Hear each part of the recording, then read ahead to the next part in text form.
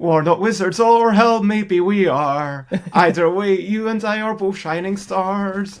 We are gonna go somewhere. Maybe long, maybe we will drive a car. On this episode, there's Richard and me. And as usual, we're gonna speak. I've not made the rest of the lyrics up, but this is a song. Though it is, I'd bit rather weak. And yeah, so, there you go. That'll do. Hello and welcome to We're Not Wizards. My name's Richard. I'll be your host for July. Live and direct. Not the entirety of July. Not all of July, just some of July. Just a little bit of July, almost at the beginning. Not at the beginning of the July, not at the end of July, just in the middle of the July. Look around the eyes, not the middle of the eyes.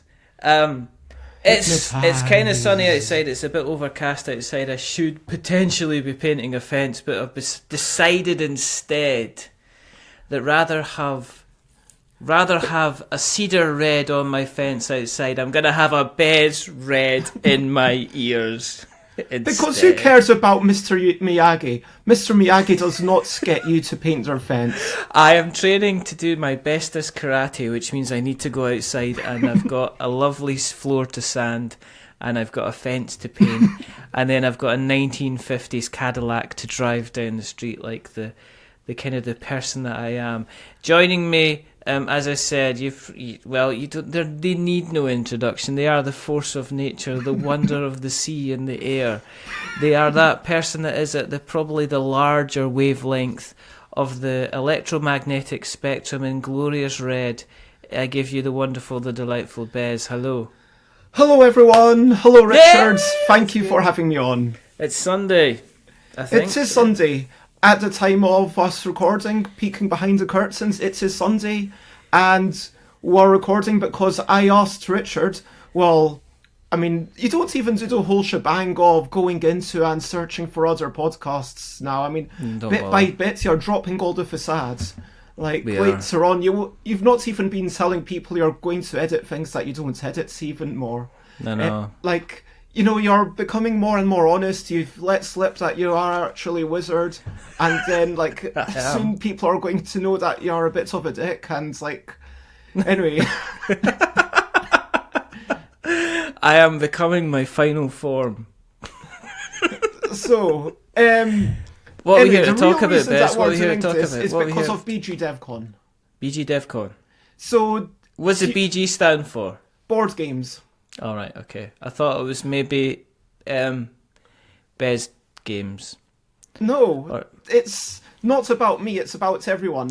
It's always about you. Everything is always about you. Every time I go anywhere, it's always about you. I can't walk down the high street. In a weird way, Bez is so arrogant. Everything is always about them. They are, but actually, you're doing it in a really nice way. So thank you very much. You're very welcome. I guess.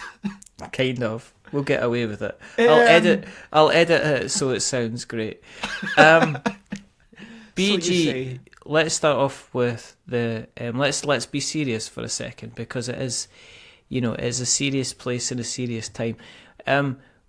Where did you get the idea for BGDevCon? Because I know that you've regularly kind of take part in kind of playtesting and groups and stuff like that. So, what made you first decide to do something like BGDevCon? So, yeah, it's basically all stemmed from Playtest UK, because, I came to London, I keep saying 6 years ago, now it's maybe 7 years. 2012, 7 years, let's say, 6.5 years. Anyway, it doesn't really matter. The point is, I came to London, there was one playtest group that was meeting once a month, which is hardly anything compared to nowadays, when it's literally 2, 10, 11 a month, just in London. And back then, this one time a month was enough to say, hey, I'm going to carry on going. I'm going to get my game tested with people like Brett Gilbert, like Muffy Dunstan, people that I respect, but also people that I've not heard of. Everyone's got a valid thing to say about your game. And the most important thing is that you are allowed to bring that game without imposing on others. that you're not going to a board game group and saying, hey, please, will you look at my game? It's a case of you coming, and as long as you're willing to spend the time looking at other people's games, yes, we will spend the time looking at your game, because it's all about reciprocation and work in kind. It's essentially peer review is what it is. I mean, you come along to a Friday daytime, and if you're just coming forward to one session, then you better not be bringing your game, frankly, because that's really just taking time away from everyone else. You're not contributing anything. But if you can only come to like one session at a time, well, come a couple of times, then you've kind of helped yourself a couple of times. Then like the third time you come, or if you're there for the full day, which is like 3 slots, then like on the third slots, you get a couple of other people to look at your thing, and then it's perfectly balanced. Do you know what I mean? It's not like everything has to be so calculated, but there does have to be some exchange, even though it's never a monetary exchange. It is an exchange of time and energy, and I was going to say skills, but again, the skill level shouldn't really come into it. I mean, ideas sometimes I think is a good thing. Yeah, exactly. Like, and efforts. And so this is brilliant. And then we'd started off the playtests on the Friday, and there was a lot of good playtesting going on, but we didn't maybe have enough discussions, if you know what I mean.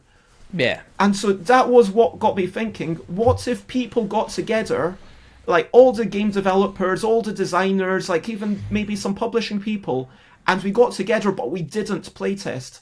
So playtesting is actually not allowed. That's the number 1 rule. All right. Just so you could focus on... Is the playtesting when a group of folk get together who are developers, is that an easy... Not an easy cop-out, but is it an easiest thing to do? Because I'm taking that actually sitting down and organising kind of actual topics to discuss and workshops and things like that, that takes an awful lot of work. I mean, it's easy for me to say, like, here's my current prototype of Whether the Weather Gods in front of you. And you go, yeah, well, let's play it a couple of times and then let's make some notes. But it's a different thing to say, okay, let's do an hour and a half session on the name of your game or the artwork of your game, or deciding on inserts and stuff like that. Even more than that, it's not about anyone's particular game. That's the key point. That it's for people to come along, and so. I'm not saying, Ben Neumann, wonderful person in America, like, I don't need to get into Ben Neumann every time. It's still unpublished, but they have made some amazing games. They were a big part of the reason that In a Bind Now Yogi exists. Anyway, so shouts out to them. But they were making the point that, when you say don't do this, don't do that, it can sound a bit confrontational. So what it is about, rather than focus on any one single game, you're not even saying, hey, what's this art like? It's trying to exchange ideas to make every game that we make in future better, if you know what I mean. Yes. So it's like you're going to Tabletop Scotland, and I don't know if you are the host or if you're just one of the panelists on that Kickstarter thing. I'm the host. Okay, God save. Well, so you say. What? I am sorry. That is. You ain't seen me host in public. I mean, these people, they have no idea what they're letting themselves in for. I am actually a bit sad that I'm not going to be around, because I should be at my table at Tabletop Scotland. So I'm not going to come over to see you for that lunch break, but I will definitely look at it on the video. I am going to, therefore, completely rearrange the timing of it so that you can actually come along, or I will ask somebody else to look after your table. Or shut it. In all seriousness, I will look forward to watching it, because the Unlucky Frog, Josh, Ben, and Charlotte, I don't know which one of them it was, but responded that they are indeed recording it, which is excellent. But then I'm definitely doing it naked. So with BGDevCon, throwing your thoughts there. Where's your train of thought? BGDevCon, it's like the same, where if you're doing a talk about Kickstarter, that's helping everyone who's going to go on Kickstarter. And at the start of Friday, we kind of normally try to get together for 10 o'clock, and then we only start playing like 5 minutes before 11. And so we've got a long time to have a chat, which if there's a newcomer, it'll be like, oh, good to meet you. How did you get into board game design, and trying to make them feel welcome and everything. And because, David Brain and I are now friends, it'll be like, okay, how's your week going? Has there been anything notable? And maybe I'll have some idea that maybe I will post something about one of my games. But going to BGDevCon isn't about, hey, here's an aspect of my game, can other people help me? It's, hey, here's, firstly, we have micro talks, which is everyone standing up for like 1 minute, 2 minutes, 3 minutes, giving an example of where they're from, what they're passionate about, and basically then starting some ideas churning. Like someone one year talked about how dance and game rules are very similar, and like all the parallels that you can draw between them. And it's just a new way to think about board game design, because every new lens is like a new instrument that you can take. And then you've got people who are doing longer talks. Yes, it might be about a post-mortem of something that's been published, but that's kind of for other people to learn. So the idea is that when you're talking, you're doing it with the consideration of other people and being like, okay, what are other people learning from this? And when you're sitting down, you are listening, but you're really gaining something of value.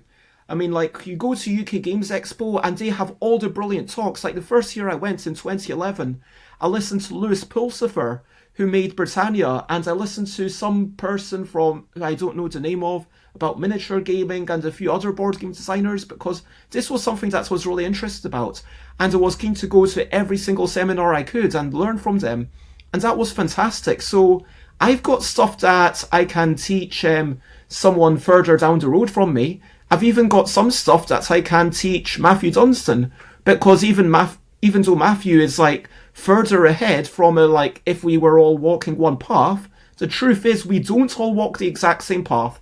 We do all walk slightly similar but slightly different, like maybe adjacent paths. It's more like we're walking through a forest where there maybe are no clear paths, if you know what I mean. And maybe some of us want to get to one side, and then some of us are saying, hey, actually, you don't even need to get to that other side. Like, you don't even need to mass producing your game and selling 100,000 copies or 1 million copies might not be the only goal worth going for. And so, hey, let's come and explore this little rocky pool in the middle of the forest, and pointing out to people like, hey, this is a new way to think about game design. And so it's kind of from the focus of let's get together and help support each other and make each other better, so that when you leave, you will be a better designer, you will be a more inspired designer, and you will be more ready to make games. And even if you never want to make a game, I hope that it will be interesting to you to kind of hear other people doing it. That's... Yeah.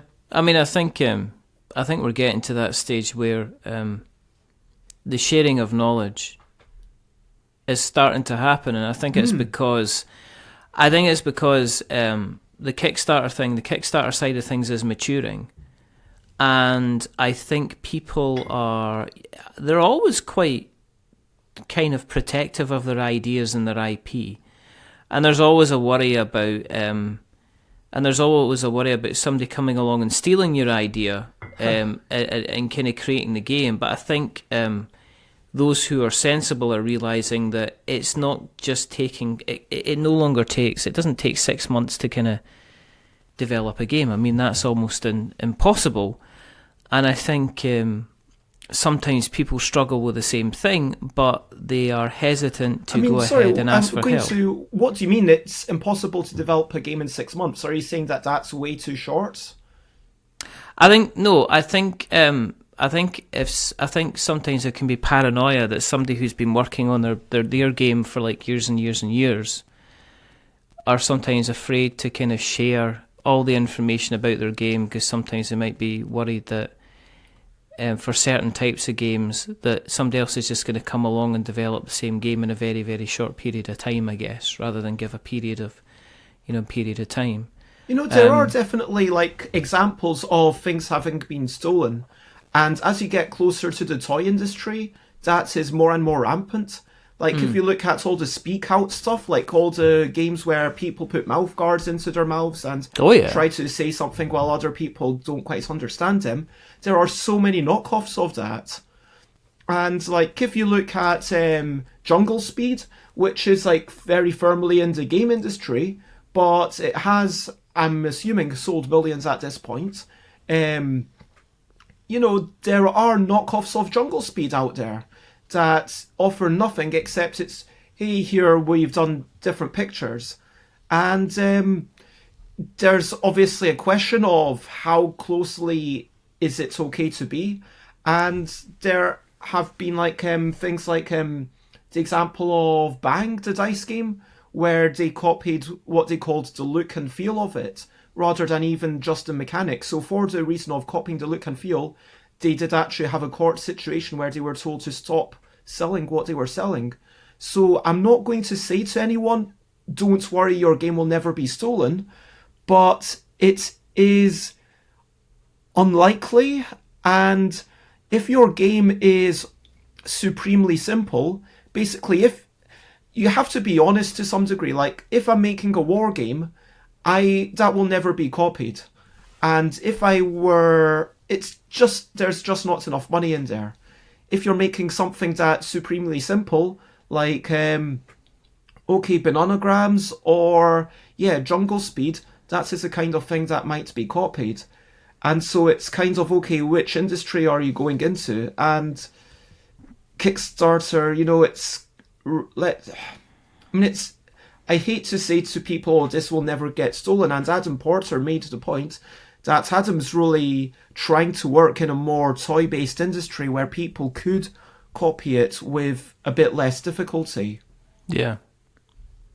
I guess my point is that if you're starting at stage 10 and somebody's starting at stage 1 and they're trying to do exactly the same thing, they're always going to potentially be a little bit behind you and not necessarily have the kind of the message, but all I'm just saying is like sharing best practice on how you would approach certain ways. I think I see on a lot of the board game dev groups, you get the same question coming up again and again about, say, like barcodes, or the same question coming up again about, logistics providers, or, I see those kind of getting repeated questions kind of like again and again, and sometimes Facebook is fine, but there's not everybody that's always active on all the Facebook groups. Not everybody follows kind of social media. So I think that if people were aware of an event where they could actually sit down and share kind of best practice, and let's face it, it happens in other industries as well, in terms of people getting together and sharing kind of best practice, whether it's like social services or manufacturing, marketing. I mean, there are conferences that people go to, and there's always kind of speakers and something like that, where we'll gather together and they'll discuss kind of key topics, and people will share best practice and kind of take notes, even though they might potentially be in the same space or even competitors to each other. So I think this is something that's required. It's not new, but I think it's something that obviously works in other industries, and I welcome that you are trying to bring something like this into the kind of the tabletop kind of space, because I think it's potentially long overdue. Yeah, I mean, you've got obviously GDC, Game Developers Conference, for like video games, and there's even a bit of tabletop games, like, they share lots of their videos, and that's fantastic. And people come along to it, and I've seen videos from Mark Rosewater, who's head designer of Magic the Gathering, doing 20 lessons in 20 years, and like it's kind of a clickbait title, but it is genuinely a brilliant talk, one of the best ways to spend an hour if you are into game design. And there's people doing postmortems. That's fantastic. This is something that most people aren't going to be able to get to. And I started BGDevCon, like going back to it, it was like I had the idea. Andy Angu, who runs the Enfield playtest at their Adults Learning Academy, when it's shot on Mondays sometimes, said, hey, I'm planning to do a Mega Civilization game. And, you know, Andy's trying to search for 18 people made me think, hey, wait a minute, Andy. You know, I've got this idea for a BGDevCon. What do you think? And Andy was like, yeah, why not? And we've got this distribution of this division of labour where basically Andy does the hosting and gets the food, and that's Andy's responsibility. And I'm kind of doing a bit more of the social media side, and I try to work out the speakers and stuff. And then last year, especially, there was Matthew Dunstan. I mean, like, doing a lot of help with pitching in ideas and organising things. And ultimately, it is all thanks to the speakers, like Mike Nudd, who's spoken every year about something that they've been working on. And it's something that's finished, because I try to take it out. I try to remove the ego, if you know what I mean. Because let's say I was right now talking about Kitty Cataclysm and doing a post-mortem on that.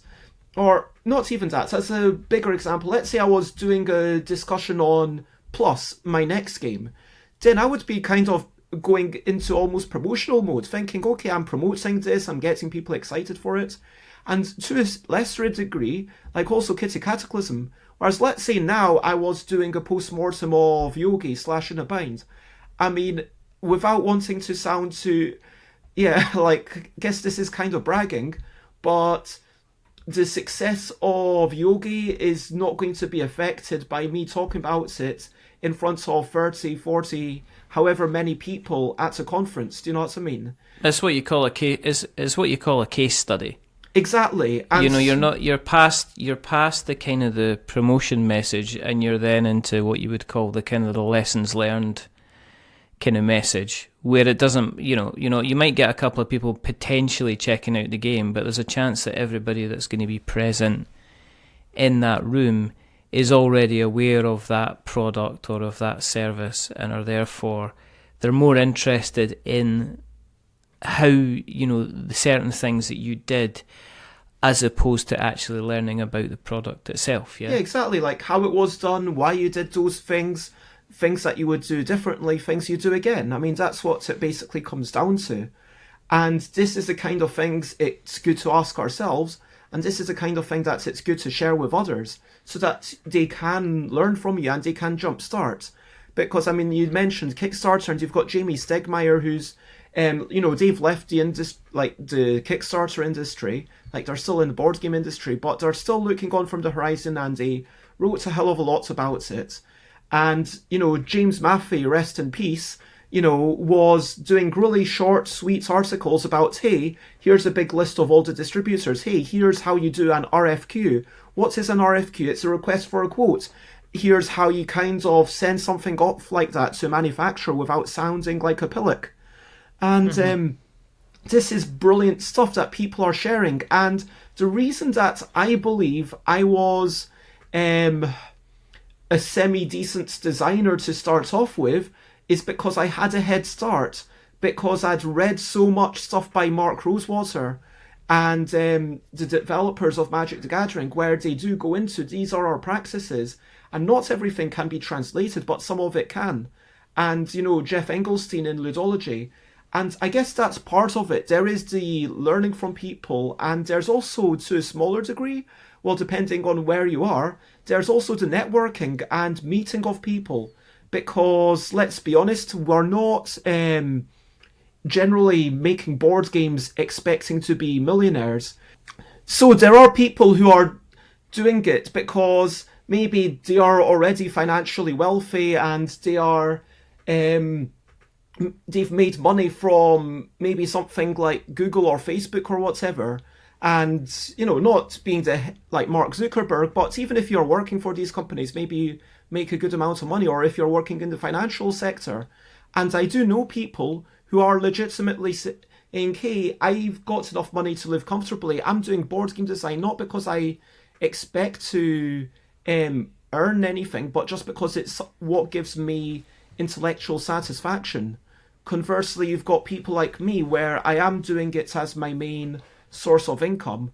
And it's true that realistically, I might never make a game that sells as well as Yogi will do, but I can look to kind of think about other goals, like can I make games that will help the world, and also the more important thing is because we aren't doing it primarily for money, and yes, we want to make money, yes, we want to make great games, yes, we want to make games that are facilitating fun or valuable experiences, but it's also, hey, we can have fun along the way, and it's nice to meet people, it's nice to be validated and say, hey, we are on the same journey as you, and we will support you if we can. And to hear a talk by someone and then say, hey, wow, I really respect that person. Like at UK Games Expo, I want to say Alex Yeager, like I saw them doing a talk, and then I was like, you know what, that wee thing, I disagreed with that, and then, but it was a really good talk, and and then they were like, oh yeah, that's, I think it was James Wallace. I kind of went afterwards and said I disagreed with something, but Alex Yeager, it was more like, oh, actually, that thing that you said about that you just brushed over that entire topic, what exactly did you mean? And in kind of talking through them, that feels very different than just learning, if you know what I mean. Yeah. Do you consider yourself successful? I mean, as an aside, I mean, considering, that In a Bind is, Yogi is available. In a Bind started off as kind of like a very simple game that obviously the premise was so simple, so easy to grasp that it kind of transcended what you would say the normal that you would expect from a kind of a board game, card game, and then kind of went into kind of like the mass market. Because one of the things I think that people forget about you is that you are out there in retail. I mean, people can buy Yogi. It's going through its second kind of stage. I mean, are you willing to take that kind of plaudit as a successful designer? So it's really weird. At UK Games Expo, I gave a talk, BGDev 10 or Board Game Design 101, that's what I called it. Because, why have random acronyms unless you're trying to make it into a hashtag? Which, by the way, BGDevCon is both the name of the thing and also the hashtag, because Dave Cousin... But, yeah, so I was giving that talk, and it kind of... Each time I give that talk, because I gave a similar talk at Tabletop Scotland, and this time because of literally having my laptop and all my files stolen, I had to rewrite everything. But it does make me aware that, yes, I have travelled a lot further than a lot of people, because I left my last full-time employment that was unrelated to board games in 2014, when I was basically working in retail, and my goals are not very high financially, but I do still feel like I don't quite have the stability to call myself financially successful, if you know what I mean. Like, we'll see how it pans out. My ambition right now is to basically earn enough of Yogi to survive, which I am immensely privileged. I would far rather, if Wibble++ had been my first thing, I don't know necessarily if I would have been able to carry on making games, because it would have sold not quite as well. I wouldn't have gotten the, it's a medium. I got a cash injection when I licensed In a Bind, and, it's a lot more than you would get for a typical hobby game, for example, because it is a kind of game which, it sounds like I'm bragging every time I talk about it, but it is a game that does have the potential to sell millions. And I think it's almost, I believe that give it to not a few more years, and it might do.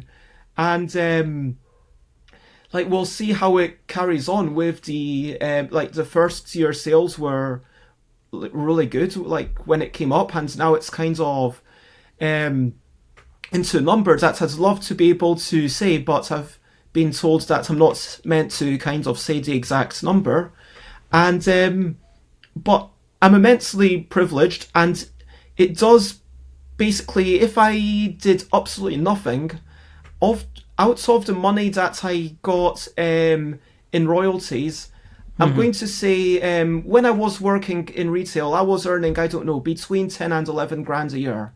Yeah. It wasn't very much. Like, I mean, honestly, supermarkets, and even if there are supposedly classy places like Whole Foods Market, they don't tend to pay you very much.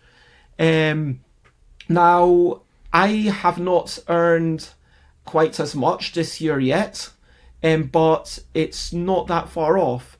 And 95% of that is from my one royalty check, which is for 6 months. And so I've reached a point where if I did absolutely nothing else, I could probably just about manage to make ends meet.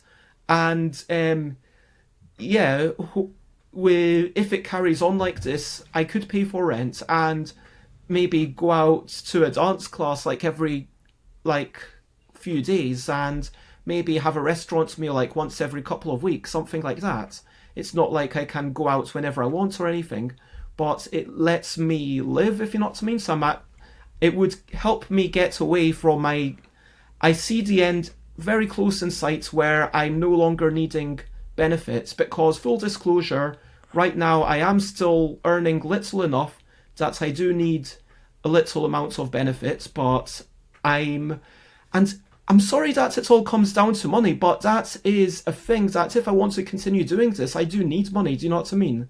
Yes. And yes, I like it's the whole and thank you very much for chipping in a quid on the Patreon that I do and just the money there. It's not even about the quid. Do you know what I mean? It's purely about kind of the validation and the token of appreciation, which kind of means something, because I mean, saying to, even if someone were to, when I said, okay, click on your favourite picture, if I got enough involvement that 100 people were clicking on that, but no one actually wanted to, give me a quid, they would be like, well, at least I'm actually doing something that this many people are looking at. That's still pretty damn awesome. And but you can have money for validation, or you can have money for, what it is, which is a method of sustenance. But validation can obviously come from other methods, through people saying to you, hey, I really love that game, and people are telling me that they enjoyed my games. And I've gotten in the last week, actually, I've gotten I'm not saying it's more than I can count on one hand, but it's a good 3 or 4 people in the last week saying, hey, I really enjoyed this game, and maybe tagging me in a post or in a picture or whatever, and saying, hey, we really enjoyed Phrasal. Oh, hey, we came up with these cool phrases. Or, hey, I've really enjoyed Innerbind Jr., even though it's long out of print. Any chance that you could help me with getting a copy, or is there any shop that might still stock it? And that's all, even if they weren't asking for another copy, and some, on my Kickstarter, people think, hey, I got this, I'm really enjoying that. For me, that is the ultimate validation. Not the money, but kind of people saying, I enjoyed this, because that is the ultimate thing. But in order to survive, in order to live my life, because I am not just a robot who can keep inventing ideas, I do need to get paid. And so it is a case of, I think that I am on the cusp of what I would consider financial success, in that I am just about, hopefully within the next year or so, to say, you know what, I don't even need benefits. Not that it's very much, and it kind of seems a bit weird how in a month where I'm basically making a loss. I'm still only getting £200 housing benefit. But I'm on the cusp of getting there, and I'm honestly in a place where I can say, you know what, Wibble++, I don't need that to make money. And I can say, you know what, I can reinvest a tiny bit of money from Yogi. Like, I shouldn't do too much, because otherwise I'd be at risk of leaving myself short and actually struggling to pay the rent, which, like, right now after UK Games Expo, I have had to borrow a wee bit of other people, which, you know, I'm privileged again that I do have some people that I can borrow money off, but it's never the best thing to have to do. And I feel kind of awkward ranting about money for so long, but as a measure, I'm on the verge of financial success. You asked if I'm successful as a designer. Have I been able to make people laugh? Have I been able to get people to enjoy themselves? Yes, and like, Yogi is now, I think, in like 15 languages. I've honestly lost count, because like it came out in Dutch like just last week, and it's like they're doing another Scandinavian version on the horizon, and it's kind of crazy to me. And like, reaching that many people, I would love to kind of reach people in other ways, like reaching people with the conversation, which is going to be retitled, which I've done with Laura Wood, which is about kind of exploring human relationships. And one of my grand visions is to make an app, like an actual mobile phone app, where it's going to motivate you to kind of go out and literally touch parts of the world. Like, it's going to be called mini missions to minimize misery and madness. And so you'd maybe say, okay, today your 3 missions, okay, you kind of say, how are you feeling? Are you feeling miserable? Are you feeling like a bit sad? Are you feeling okay, happy, or ecstatic? And if you're feeling miserable, it'll give you really easy missions. Like, one of them might be to touch a tree. One of them might be to make a cup of tea. One of them might be to brush your teeth. And once you've done that, it's like, well done. Now enjoy the rest of your day. Come back tomorrow morning for some new missions.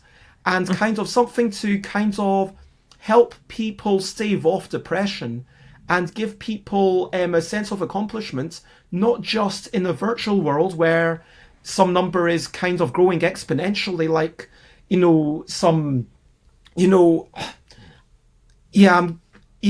pardon my language, you're going to have to put an explicit rating on this.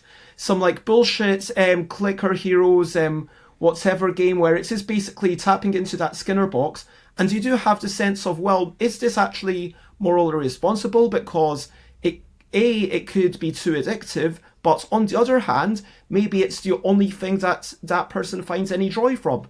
But the ideal thing is to get something with that same sense of accomplishment that gets them interacting with the world, like coming from it, not from a point of view of how can we get people hooked and keep them in the game, but really focusing them on the world and facilitating good interactions and healthy bodies and spirits. And that would be my goal.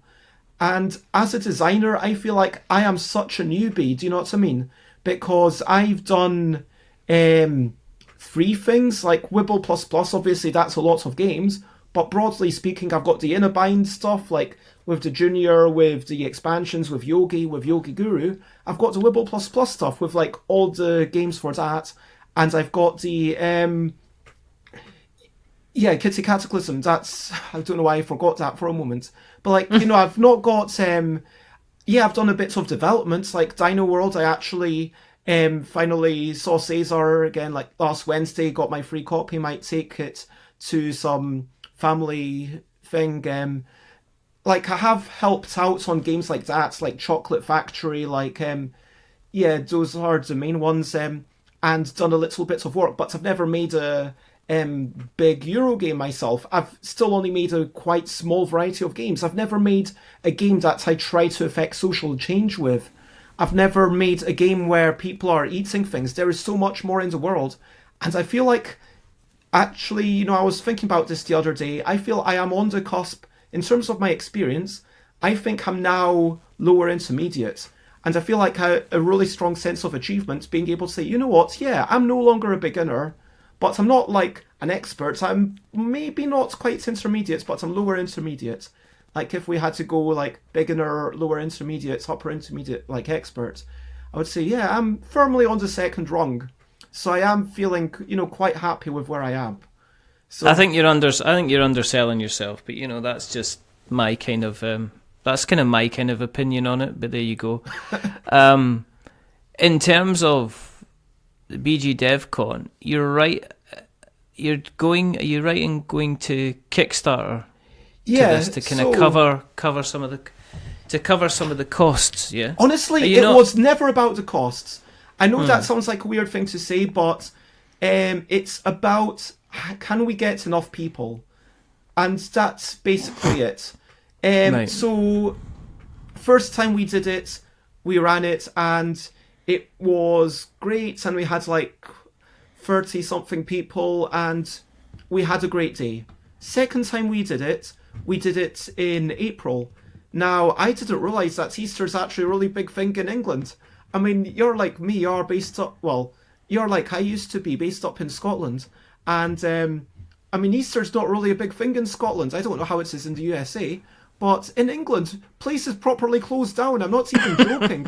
Like, classes, like when I came to London and then I was having this kind of afternoon class, and I was like, wait a minute, you say you're closed on Easter? And they were like, yeah, you should expect that. Well, in Scotland, the school wouldn't like close just because it's Easter. I mean, am I wrong here? No, I think it depends if they decide it's a public holiday. I know that normally I don't normally take Easter days off. I know that you're right, down in England they're always... Yeah, like they've got the whole Sunday trading thing. I mean, England's really religious compared to Scotland. I never actually realised until, I'd been here for a few months. And anyway, the point is, so many people were going on holidays with their family, and it happened, but it was a bit underattended. And then BGDevCon 3 was meant to then happen that same August, and it kind of carried on, and I did what I'd always done, which was, okay, if you want a ticket, unlike the normal Playtest UK sessions, we do have to charge some money, because Andy's using the venue, but Andy doesn't charge anything for that. The more important thing that is an actual cost is, let's set aside all the hours that we spend doing all this stuff, but Andy does we do actually put on a breakfast and put on a lunch and get snacks for everyone. And we do actually have stationery costs. Like, we do get a lot of, and yeah, it kind of comes to 12 quid per person. And I wanted to say, well, when we did it off Kickstarter, it was basically 10 quid. And so Kickstarter takes just under 10%. So at 12 quid, we're basically getting just above £10. We're getting a bit less than £11. 11-ish, whatever. The point is that framework for Kickstarter facilitating us to have a deadline for people to pay money in by last year meant that I was able to not cancel it at the last minute, which is what happens with the original BGDevCon 3. So we had, I think, I don't know why, maybe we didn't do enough PR, maybe we didn't do enough shouting about it, maybe people were like, oh, is there enough people? Oh, maybe there's not enough people. And it's that kind of thing where no one wants to be like the third or fifth person because it's perceived as an unsuccessful event, if you know what I mean. Mm-hmm. And so people don't want to start buying tickets. Now, one solution might be to buy tickets on a hidden platform so no one can see how successful it is, and then you're like, okay, it's got 20 people, great, that's a good amount, it's definitely going ahead. But at a certain point you need to say, okay, there's not enough people, it's not going to go ahead. With this one, I've had it on a Facebook event for quite a while. I've been inviting people, I've been telling people about it. I should do a little bit more promotion, but the Facebook, honestly, I mean, the Kickstarter, honestly, is a way to get people to rally around, because if there's less than 20 people, it's not worth us doing. Because I know that sounds like it's kind of, yeah, theoretically you could have a good event, like even if it was like 10 people, but would it really have the same impact and emotional impact as BGDevCon? No, it wouldn't really. Whereas, like, once you've got 20 people, okay, you can have some really great talks and conversations. Once it's, like, that number, you can, like, start splitting and having, like, okay, 30 people, we can have speed designing in one room, which is what we did last year, whilst other people are having, like, a round table and getting stuff off their chest. Like, we had basically a ranting session where people were ranting about annoying Kickstarter customers, and it was all completely off the record, but just people having... It was almost like Alcoholics Anonymous, do you know what I mean? Sitting around the chairs, and that was one of the things we did. Most of it, so there's like... feel like I should... so I should get into what we do. Like, we have the micro talks, like I said, the longer talks. We've got scheduled chit-chat breaks, and I think that's really important, that you have a long talk, and then rather than having questions after it, like, let's do a couple of longer talks and then have a scheduled chit-chat break where you can approach that person personally, because so often questions are better served as a small conversation between maybe a group of 3 or 4 people, rather than having to use like the entire audience of 30 or whatever. And you've got like, we have a tradition of redistribution of physical objects, where, let's be honest, some people have an excess of games, and I certainly do, like, as I'm leaving the country in a couple of years, and let's bring some stuff, and everyone takes away some stuff home. Like, if you don't have, like, everyone brings some stuff, and everyone takes away, like, 3 things, do you know what I mean? Just let's redistribute some stuff, and that could be like a designer maybe even bringing some copies of a thing they made, or maybe a book you read that you've finished it, but you think that someone else will get value out of it. And it's a nice way to kind of build rapport between people.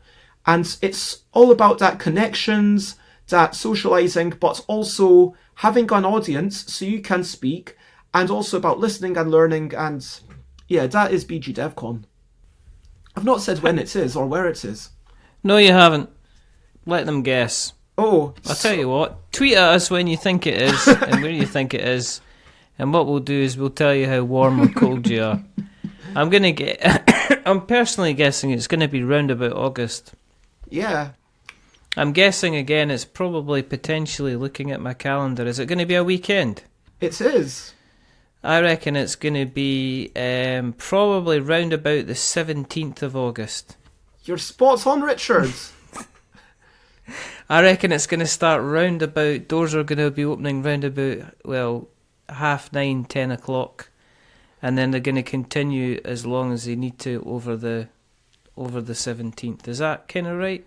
Yeah, exactly. So, hopefully... I didn't know that. I'd like to point out that I had no knowledge of this prior. I've just completely guessed. You know, I am a magician. There you go. That's me using magic, all right? That's my wizard powers live on the podcast. Bez, can you confirm for the record that you'd not actually ever divulged to me the date, time? I mean, it was available online, and that is something I have been shouting about. And so it is on a Facebook event. If you look on Facebook for BGDevCon... Thanks for ruining it! It was going to be one of these amazing reveal things. It's not a bear. There you go. Anyway, bear, gorillas, development, just constrictors. Just ruined it. Anyway, and how much are you deciding the tickets are going to be? Can I guess that? 15 quid. It's a wee bit less. 12.50. It's 12. 12. All right, that's bad. That's not bad at all. That's pretty good. And I mean, if you're coming from out of town, I mean, we are aware that there is a cost involved. If you're on a really tight budget, then get in touch and might be able to help. Last year, I put Katie Bain up in my house, and so, you know, it just meant that she doesn't have to find somewhere else to sleep or whatever. And yeah, I can potentially put up 2 people here. And if you're coming from out of town, it's up in Enfield, like it's in EN3 4DZ, which is like quite far north London. So the best way to get here is to go to King's Cross, and then it'll take you an additional hour, which is why we have the doors opening at 9:30, and Right. we do have like a sort of icebreaker puzzle that we've done every year. This time it'll be kind of halfway between a puzzle and a game-like activity, but it's basically just, you know, at the start people can chat, but especially if they don't know each other, there's a puzzle that basically involves you asking people have told me their favourite game ahead of time and least favourites, and then there's clues, and then you go up to people and you start chatting. It's about facilitating discussion and getting people to interact. And then 11 o'clock is really when it all kicks off. That's when we have the welcome speeches and the micro talks. But I do always encourage people to get there as early as they can, because, you know, that's, if you're a bit anxious, you know, we have time to tour you around the building and say, okay, these are all your rooms that you're going to be in, and this is where the loo is, and this is where everything will be happening. And if you've never been before, I am going to introduce you to some of the people around the UK, because I now at this point know a good portion of the people who are making games in the UK, I would say. And if you're, you know, not anxious, or you're able to do your own introductions, then even better. You can just go in there and, you know, start talking to some random people and seeing what they've got to share with you. And, you know, because it's not, the best things that you learn aren't just in, you know, conferences or learning things. It's like in the unrecorded episode of War Not Wizards today that we did, that will never be aired. Don't talk about that recorded episode. I shared my deepest, darkest magical secrets on that episode. In all seriousness, though, that's my self-destruct episode where I just go on and say, do you know what? You're all a bunch of sad nerds. I don't even play board games. I like action films with Michael Caine and going down the pub. That's what I like. You're all just rubbish. You've got no friends, none of you. I hate you all. I'm gone. Screw you. I'm getting out of here. Exactly. Get to the chopper. So that's that. I mean, the best discussions aren't like just listening to someone. It's when you're having a conversation, not necessarily over alcohol, because like for the record, I think there's coffee. And like obviously there's sugar, which you could consider a drug, but basically alcohol and drugs are like just not allowed. They're just not allowed. Yeah, it is child friendly. So last year we actually had a wee, I think like 4-year-old, and I don't know if you know Flo. Flo. I don't. And basically this person came with their wee girl, and because, you know, they had to take care of them. And that's perfectly fine, because whilst we are, and Andy Angu even says, okay, in the main room, try and avoid swearing if you can, but in the other rooms, do whatever the hell you want. And it is child friendly. I mean, you could bring a 12-year-old. I would bring my 9-year-old niece and totally think that's fine, and maybe my 9-year-old niece might even be inspired to make games. If you've never made a game, then hopefully you might be inspired, you might learn something, or you might be just like, oh, that's really interesting, it's given me a deeper appreciation of games, but I'm still never going to make a game, but I had a good day. But the best conversations, the best times of learning, I mean, Matt Fantastic has said are in the pub once people are a bit drunk. I would say it's not to do with inebriation, but it's to do with that sense of familiarity and that sense of comfort. And it's when people have built up a rapport over the course of the day, by the end, when we have those round table discussions, when we are all venting and we all feel able to just say whatever the fuck we want, it is really good and it's really powerful and it's really good to learn, okay, this is a real thing that's happened to these people and this is what it's going to be like. I can't believe you fucking swore on this show. That's... Ben Maddox would... Don't bring Ben Maddox into this. Don't bring him in. Don't even bring that name in here. Don't you even dare. There's things going on between me and Ben I can't even discuss. Don't you bring him in on this. Don't even. Oh, are you going on the podcast soon? 5 games for Doomsday. Oh, these 5 games? No way, I'm not going on that. Why not? He wouldn't have... Because he wouldn't have me. He would. No, he Surely. wouldn't. I mean, No, he wouldn't. He's had... The first question would be, right, and because this is coming up again and again and again, the first question would be, right, why on certain numbers of your shows since, like, on a show in 20... Oh, have you been asking the zombie 2017, thing? why are we asking the zombie question, kind of thing? You know, why are we asking the zombie question? Because I think it was back in 2017 I kind of first asked it to somebody. Yeah. So I think there would be that awkward kind of, you know, thing. And then, I'm joking, Ben's great. I've been on the Guild. You know, the BBC, I don't think they can complain too much. Desert Islands, why are you bringing this into stealing things? Oh. What are you doing? Okay. Why have you brought that conversation right to this? Let's move on.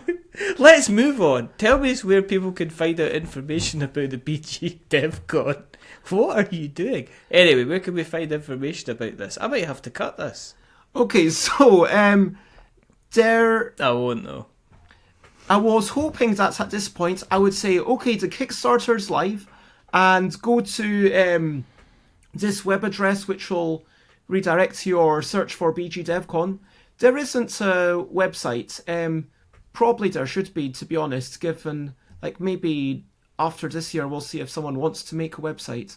Because it's that kind of thing where it is all community focused. Anyway, so the ways that you can find out about it are go on to Facebook and search BGDevCon, all one word. That's B for Bravo, G for Games, Dev for Development, Con for Conference. And then if you look... I don't think you needed to explain that. Yeah, you think everyone understands that the BG is for board games. But I just thought it was for Bez something or other beginning with G. And Bez Giant. Figure out. Bez Gold. I don't know. Bez Gold. Yeah, it's all about Bez Gopher. The Bez Gold deviations contingency. Don't. That's just nonsense. Right, so if we go on Facebook, we'll find it there, yeah? Yeah, and also, if you are not on Facebook, you can, if you are on Twitter, you can ask me about it. I am Stuff by Bez on Twitter. Stuff by Bez. Yep. And if you search for the hashtag BGDevCon, then you will find me talking about it earlier this year, but you'll also find people sharing photos and stuff from last year, and also 2017 or 2016, which is really nice that people have done that. And I think even like Rob Harper did a couple of write-ups, Adam in Wales did a video, and actually Matt from Creaking Shelves, Matt from Creaking Shelves did a wee reviews if you want to. But if you want to buy a ticket, there's 2 ways that this is going to go, because at the time of recording, I think I was telling you beforehand, I'm having trouble getting my Kickstarter accepted because of a whole passport issue, which is really weird. It might be because my scan wasn't good enough or whatever, they just haven't told me, because Kickstarter is a bit opaque and it's a bit annoying sometimes. When it works, it's great. When it doesn't, it's annoying. And I guess that's like most for me technical stuff. But either it will go on to Kickstarter, and then I'll run a quick Kickstarter that finishes on the 1st of August, and assuming that there's 20 people that sign up to it, and on the Facebook I think there's already basically that number saying they'll definitely go, and another like 40 something saying they'll probably go.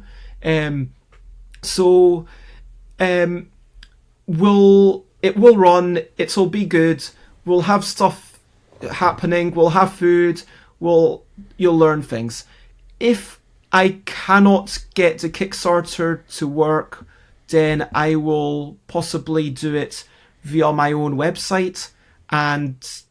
But it's just that Facebook, it's a nice kind of platform for everyone to chat about it on. Do you know what I mean? Mm-hmm. Yeah. And yeah, if you want to search my on Kickstarter, my thing is ByBez, so it's just BYBEZ, because I kind of made a Kickstarter tag thing back before I called myself Stuff by Bez. And so they've just, if you kind of make a thing, then you've got to sort of, leave it at that. They don't allow you to change it unless there's like a really, really good reason. And so that is me on Kickstarter. You can search for it and you'll probably find the new ones. BGDevCon, find it. It is happening on 17th of August. If you have any problems, also email me, stuffbybez@gmail.com. Sort you out. If you want to come and you want to speak, that will be brilliant. If you want to come and you want to not speak, that will be fine. You're very welcome. If you want to come and you're short of money and you want to stay over one night or kind of talk to me about how I can help you get there potentially, then speak to me. Do that. Do all of that. And what we'll do is we'll put it into the show notes so that we've got links to show. That's an awful lot of information, so I might just summarise it though, basically, to be honest. If you want to keep don't start interrupting me, because you put me off me thing the last time when you interrupted me. You were going to say that as if you wanted to find us. I wasn't. No, maybe I was going to say something else. If you want to keep an eye on what we're up to, see. Oh, then go to the Google, search for We're Not Wizards, and you'll find us in all the different places. Worn Out Faces, bright and early for the daily races.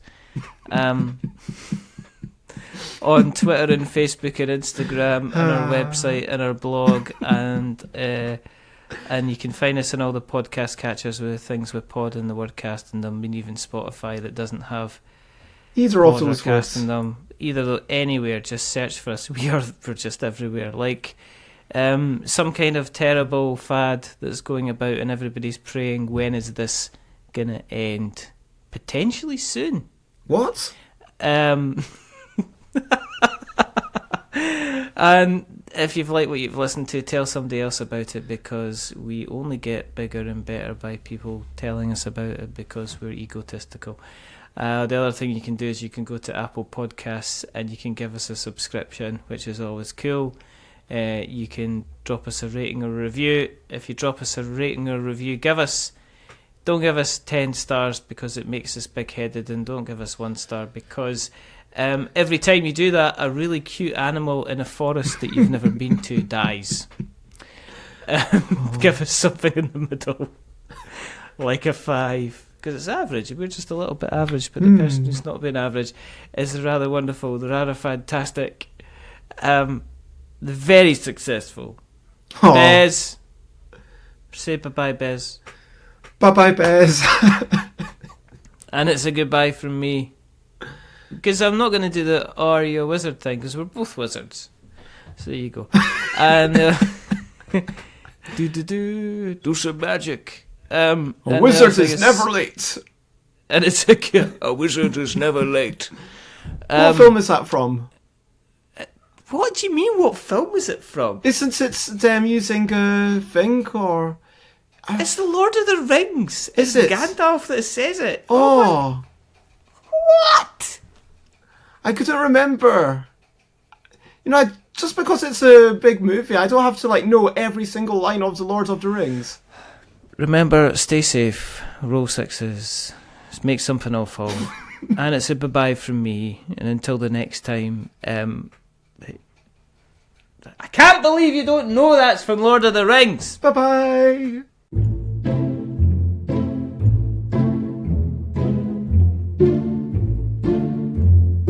A wizard is never late.